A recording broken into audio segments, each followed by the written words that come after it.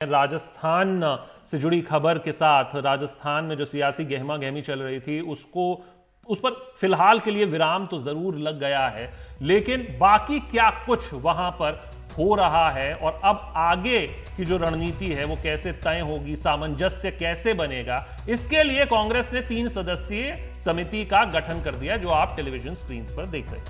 बिल्कुल, और यहाँ पर अजय माकन को एक और जिम्मेदारी यहाँ पर दे दी गई है। उन्हें राजस्थान का प्रभारी भी बना दिया गया है और ये जो जिम्मेदारी है ये इसलिए भी दी गई क्योंकि सचिन पायलट को कहीं ना कहीं जो पहले प्रभारी थे अविनाश पांडे, उनसे शिकायतें थी और उसके बाद ये सोनिया गांधी ने उनकी मांग मानी है और अजय माकन को जिम्मेदारी दी गई। और उसके बाद सचिन पायलट ने अजय माकन को ट्वीट कर बधाई भी दी है और कहा है कि आपकी नियुक्ति से निश्चित ही राजस्थान कांग्रेस के कार्यकर्ताओं की उम्मीदों को बल मिलेगा। उज्जवल भविष्य की कामना के साथ अजय माकन जी का स्वागत किया है उन्होंने।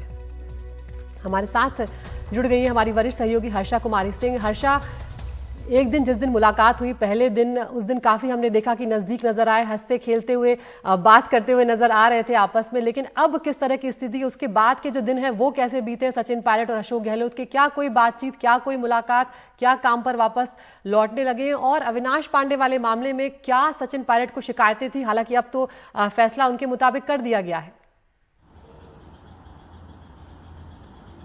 जी देखिए, आपने जो फोटो ऑप देखा था उसको भी 48 घंटे लग गए थे आने में, यानी कि जब सचिन पायलट वापस जयपुर आ गए थे फिर भी 48 घंटे से ज़्यादा बीत गए थे और मुख्यमंत्री उनसे नहीं मिले थे।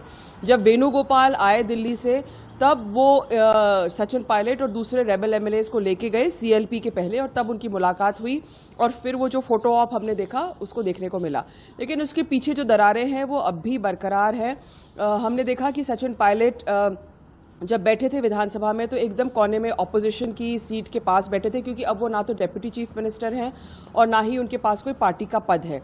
लेकिन उन्होंने कहा कि जो सबसे ज्यादा मजबूत सिपाही होता है उसी को बॉर्डर पे भेजा जाता है।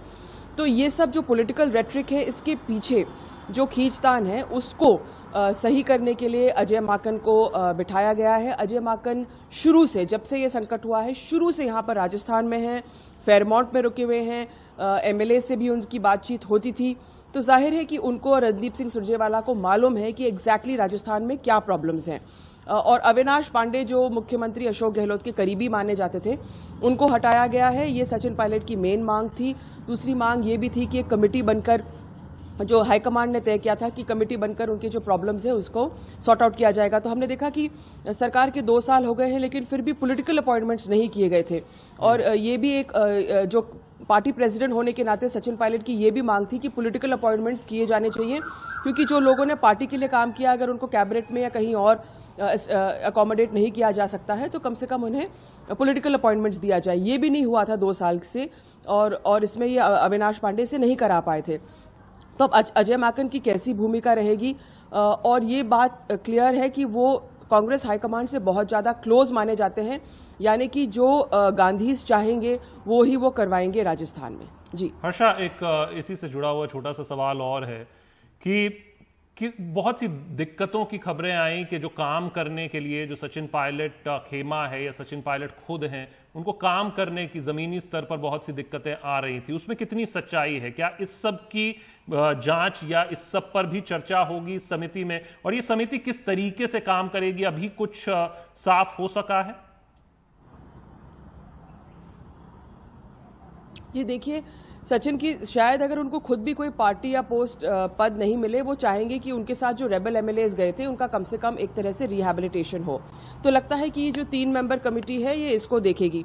दूसरा कि जमीनी तौर पर काम हो पाया है या नहीं हो पाया है, इसका मापदंड तय करना बहुत मुश्किल रहता है।